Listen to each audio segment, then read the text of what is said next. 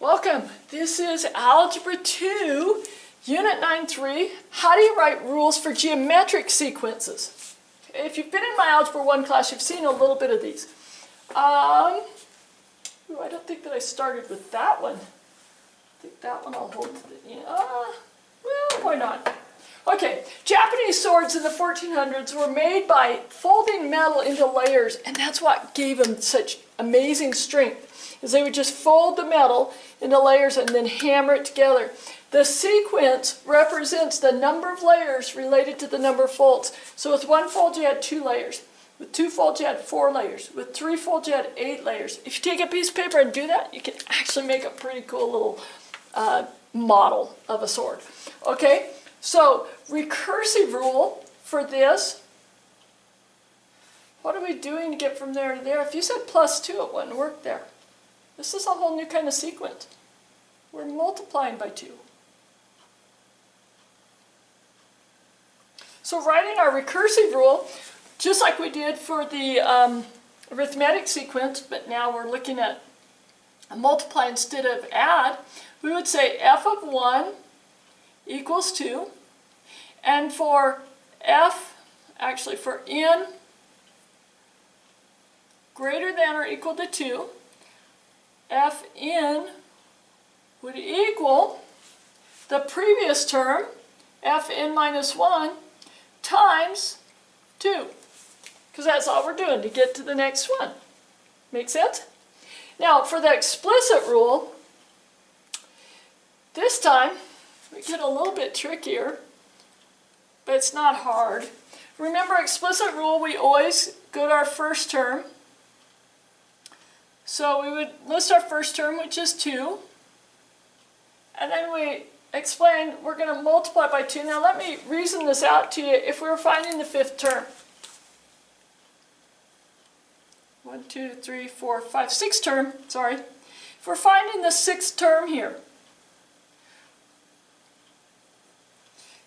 we start at this 2, and we need to multiply by how many 2's to get to the 6th term? If you said 5, hopefully you're already ahead of me realizing, oh, this is an exponential situation, so that's 2 to the 5th. Now, that's exactly how we write this explicit rule. If it was F6 here, and we're using the first term, then we would go 2 times 2 to the 5th. This 5 is related to this 6 in this first term. In class, I'm going to ask you how to get to a 8th term using the 3rd term. You should be able to do it knowing this pattern. So this would be 6 minus 1 to get the 5. Would give you the 5. So here, since we don't know what term number it'll be, we just write our common ratio that we have down here to the n minus 1. And that would be our rule. Okay? So, recursive rule for this one.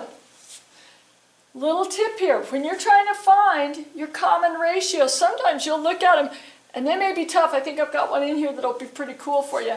The easiest way to find it is take the number that's on the right and put it over the one on the left. So, 24 over 6 equals 4.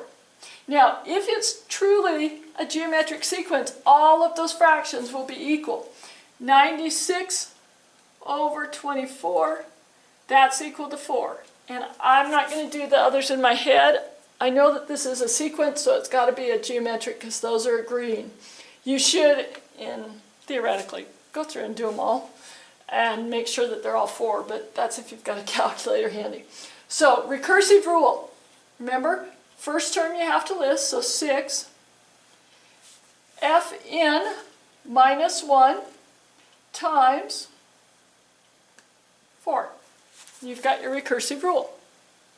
For the explicit rule, we list our first term, 6, and we list our common ratio, 4, and there's our rule. And I usually put that so it looks just almost exactly like an exponential function. Pretty cool, huh? Amazing. Okay, height of a ball bounces after it's dropped. oh, this is some data off of a bouncy ball that we drop, and we see what the height is.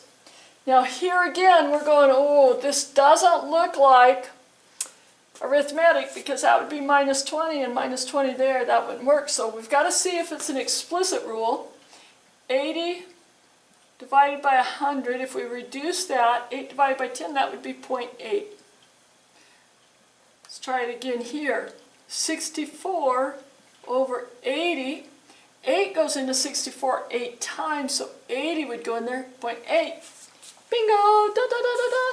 Now you can see that it's working. Grab a calculator and check this out. 64 times 0.8, see if it's 51.2. Now that you see that it is, go ahead and write our explicit rule. It's Fn equals our first term, 100, times our common ratio. I do like parentheses better than that dot. 0.80 raised to the n minus 1. Okay? Okay, write a sequence given two terms.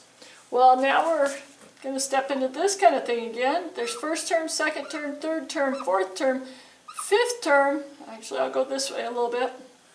Okay, 1, 2, 3, 4, 5. We have 1/60th. The seventh term is 1/15th. So the first thing that I do, I wrote you instructions here, I find the R value. Well, if I know that my fifth term, actually I should do it this way, A7 equals 1/15th. Now, I get that if I'm doing recursive, I could take my sixth term, multiply it by my R value to get that. We know that from the recursive rule. In order to get the A of 6, or the sixth term, I took my fifth term. Well, I can use substitution property and substitute A5 times R in for the A6. So now I can write A7 equals A5 times R times R.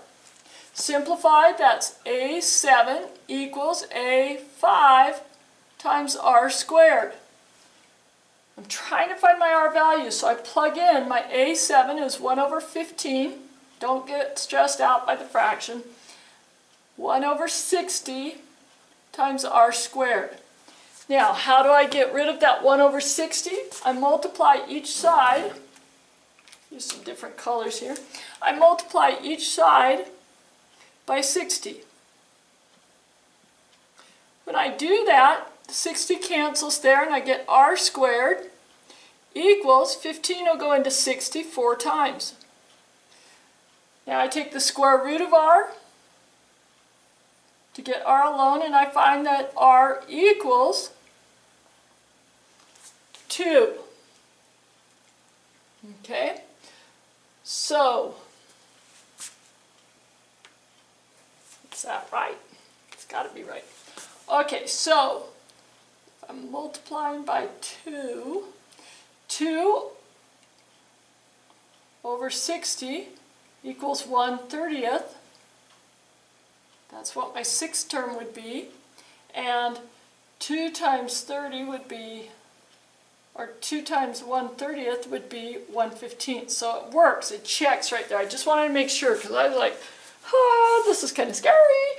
Okay, now I need to find my first term to get my explicit rule. So let's go to the explicit rule. AN, ooh, that's not good.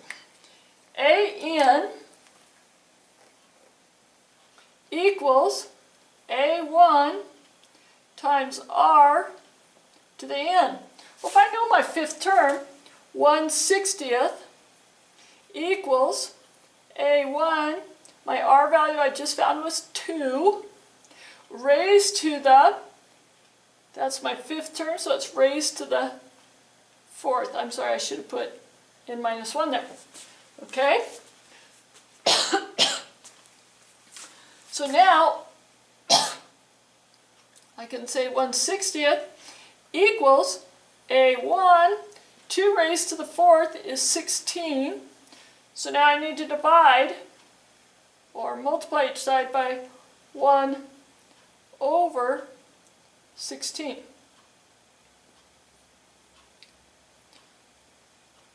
So that would cancel the 16 there.